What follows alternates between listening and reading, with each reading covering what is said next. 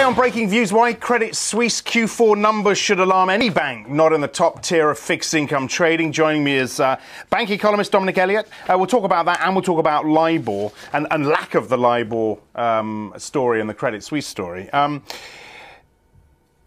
Doesn't look great, fixed income trading, after a pretty decent quarter last quarter. Yeah, for Credit Suisse, they are one of these banks that they're not in the top six. There are 6 banks globally that dominate fixed income.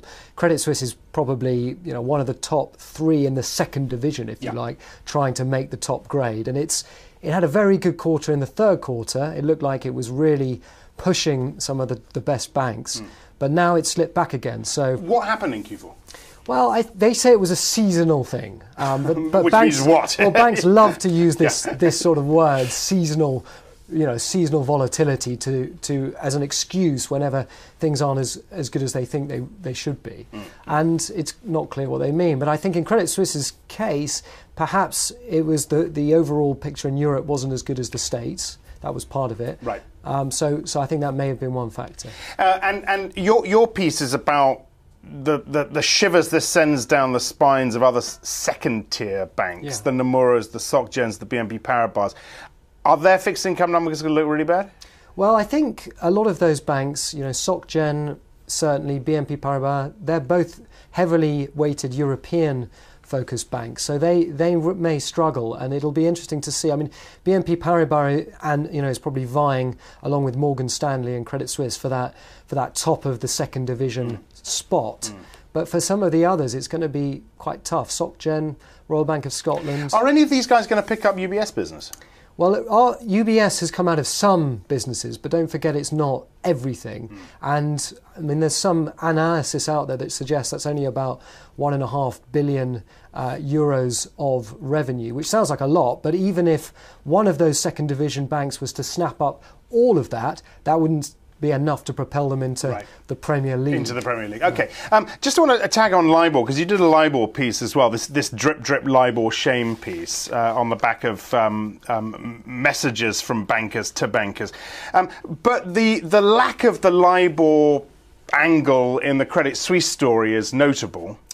And is worth mentioning, right? Absolutely. I think Credit Suisse, they seem to have dodged a bullet there. I mean, the LIBOR revelations are shameful for a lot of the banks, but don't forget they also carry a lot of cost. There's a lot of litigation cost involved. In UBS's case, it was $1.5 billion US dollars. And Credit Suisse doesn't have to take that pain, it would appear.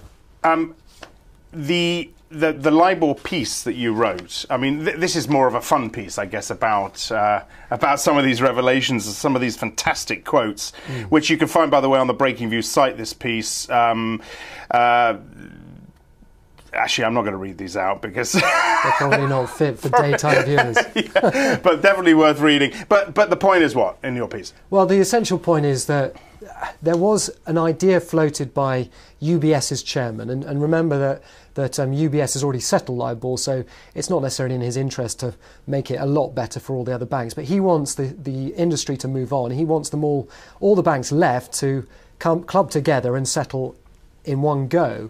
And he thinks that would sort of help the industry move on. But I'm suggesting that that's not in the interest of society, because actually having each of these individual banks embarrassed publicly helps the whole healing process. And it's good for countries, and it's good for society to remember that bankers did do something wrong and they should be held to account. It's just amazing how LIBOR fixing can make you that much money, said one banker. Well, that's absolutely. That sums it all up. All right, Dominic. Thanks a lot.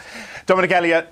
For more Agenda Setting Inside, watch our US show every day, 12:30 Eastern, 17:30 GMT. I'm Axel Threlfall. This is Reuters.